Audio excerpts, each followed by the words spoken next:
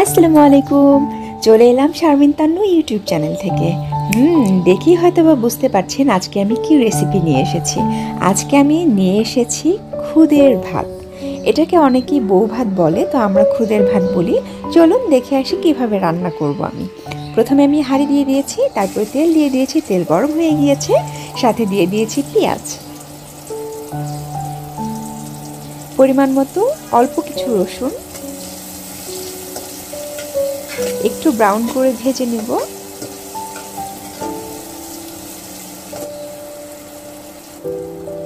এখন দিয়ে দিচ্ছি দুটো এলাচ, দারচিনি, একটা তেজপাতা।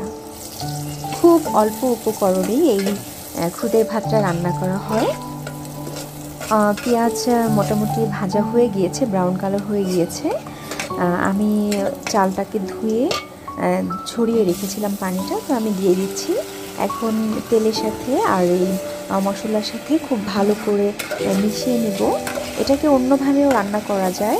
পেঁয়াজ, মরিচ, কাঁচামরিচ, হলুদ এগুলো সব কিছু একসাথে মাখিয়ে পানি দিয়ে বসিয়ে দিলেও এই রান্নাটা করা যায়। তো আমি একটু ভেজে রান্না করছি, আমার কাছে ভালো লাগছে তাই।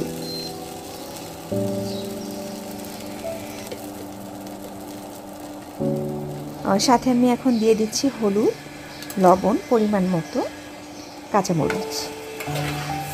আপনারা যদি ঝাল খেতে চান ঝাল আরেকটু দিতে পারেন, আর যদি কম খান তাহলে অবশ্যই কম দিয়ে দিবেন।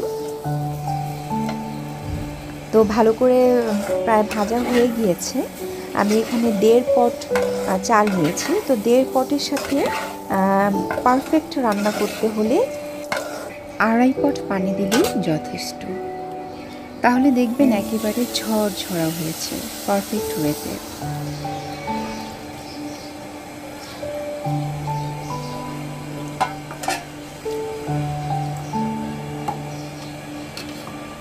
হয়ে গিয়েছে।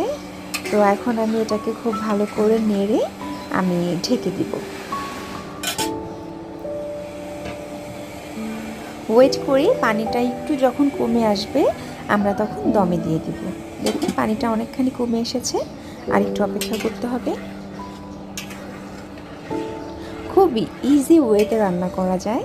তো আমি আজকে এই খুদের ভাত ওরফে বউ ভাত এটার সাথে আমি কি কি দিয়ে খাবো সেটা অবশ্যই আমি দেখিয়ে দিব। আমি ডিম ভুনা করে নিব, সাথে আমি একটু মরিচ ভর্তা, একটু শুটকি ভর্তা, একটু আলু ভর্তা। আসলে এগুলো খুব হাতের কাছেই পাওয়া যায়। সো আমি এগুলো দিয়ে আজকে এই খুদের ভাতটা খাবো।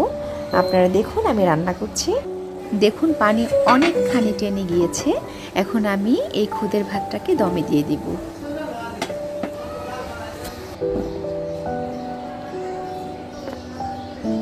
ঢেকে দিব।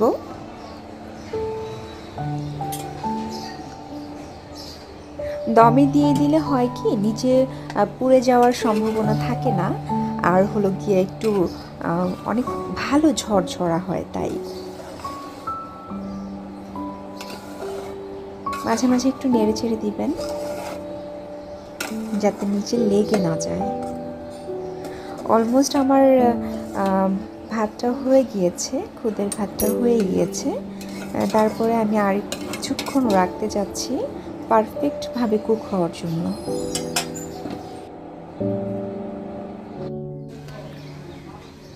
দেখুন একদম পারফেক্টলি কুক হয়েছে।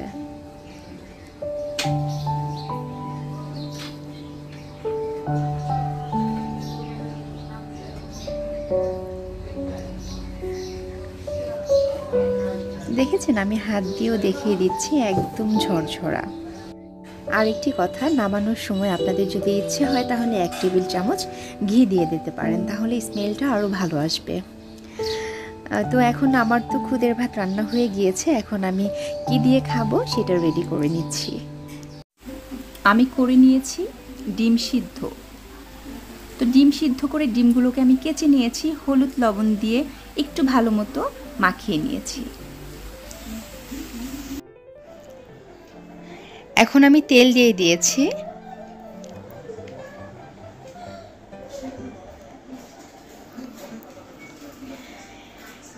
একে একে ডিমগুলো দিয়ে দিয়েছি, এখন আমি ভেজে নিব। যাই হোক, ডিম খুব সাবধানে ভাজতে হবে, জানি ফুটে হাতে তেল ছিটে না আসে। আমি একটু দূর থেকেই ভেজে নিয়েছি। ডিম ভাজা আমার হয়ে গেছে, দেখুন। এখন আমি ডিমটাকে ভুনা করে নিব। আমি পেঁয়াজ দিয়ে দিয়েছি। আমিও বরাবরই পেঁয়াজটাকে ব্রাউন কালার করে ভেজে নেই। তো আমার ব্রাউন কালার হয়ে গেছে, একটু পানি দিয়ে দিয়েছি, হলুদ দিয়ে দিলাম, সাথে দিয়েছি মরিচ।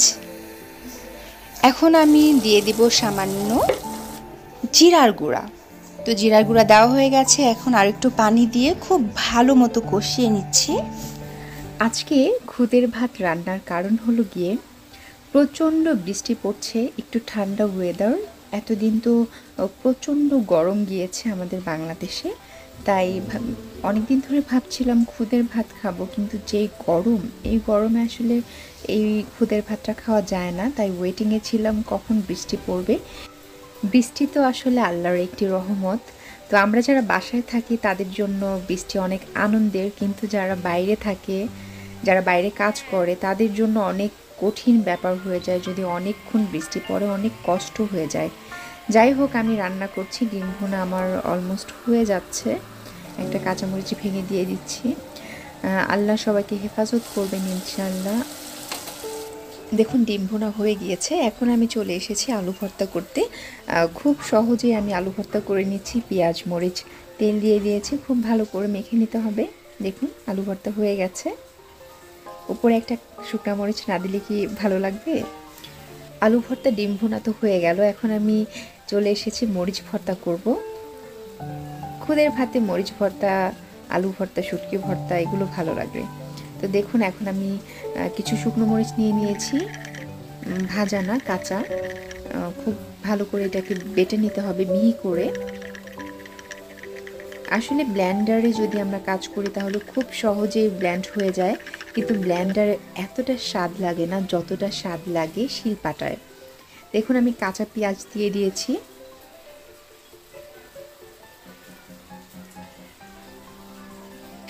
এখন দিয়ে দিচ্ছি রসুন। রসুন আমাদের স্বাস্থ্যের জন্য অনেক ভালো একটা উপকরণ, তো রসুন একটু বেশি করেই আমি দিয়েছি। শিলপাটায় বাটাবাটিটা আসলে খুবই কষ্টের। যাই হোক, একটু স্বাদের জন্য তো করতেই হবে। দিয়ে দিয়েছি 2টা ভাজা মরিচ। ভাজা মরিচটা দিলে হবে কি, স্মেলটা খুব ভালো আসবে। আমার তো বাটাবাটি অলমোস্ট শেষ হয়ে গেছে। তুলে নিচ্ছি মরিচ ভর্তা। ঝাল লাগছে? খেলে কি হবে বলুন তো দেখি। এখন আমি করে নিব শুটকি ভর্তা। তো শুটকি ভর্তা কি করে করতে হয়, শুটকিটাকে প্রথমে খুব ভালো করে ধুয়ে নিয়েছি আমি। এখন দিয়ে দিচ্ছি সরিষার তেল। শুটকি ভর্তায় যা আছে সব কিছু ভেজে নিতে হবে, উপকরণগুলো।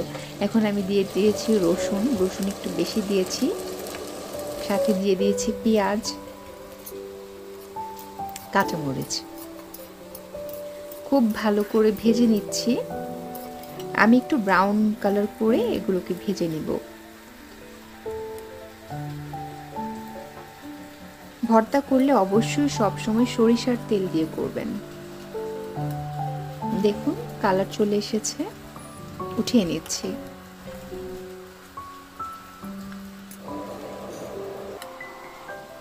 ভর্তা দিয়ে আসলে অনেক অনেক অনেক ভাত খাওয়া যায়, খুদের ভাত।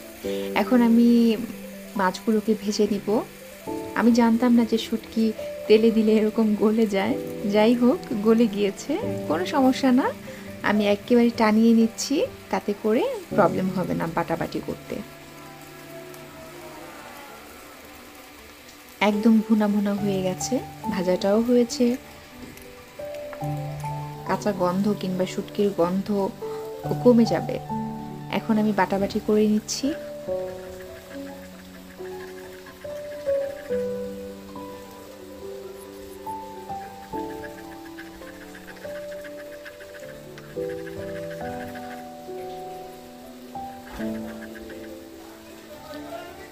আমরা আসলে মজার জন্য কত কিছুই স্যাক্রিফাইস করি।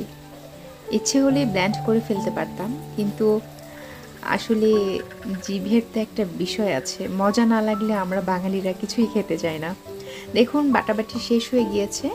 এখন আমি আগের মতো 2টা শুকনো মরিচ দিয়ে দিচ্ছি, তাহলে স্মেলটা ভালো আসবে।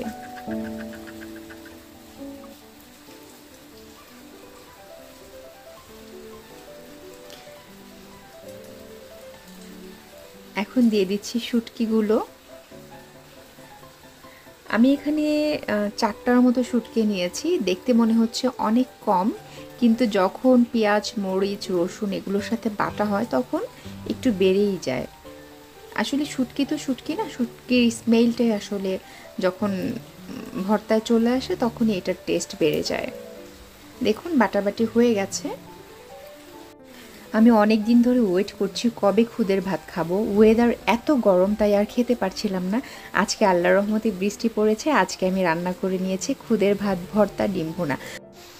আপনাদের যদি খেতে ইচ্ছে করে তাহলে অবশ্যই বৃষ্টি কমে যাওয়ার আগেই রান্না করে ফেলুন। আমার এই রেসিপি দেখে যদি আপনাদের একটুও ভালো লেগে থাকে তাহলে লাইক, কমেন্ট, শেয়ার, সাবস্ক্রাইব করে দিবেন। আমার জন্য দোয়া করবেন, আমি আপনাদের জন্য দোয়া করি। আল্লাহ হাফেজ, ফি আমানিল্লাহ।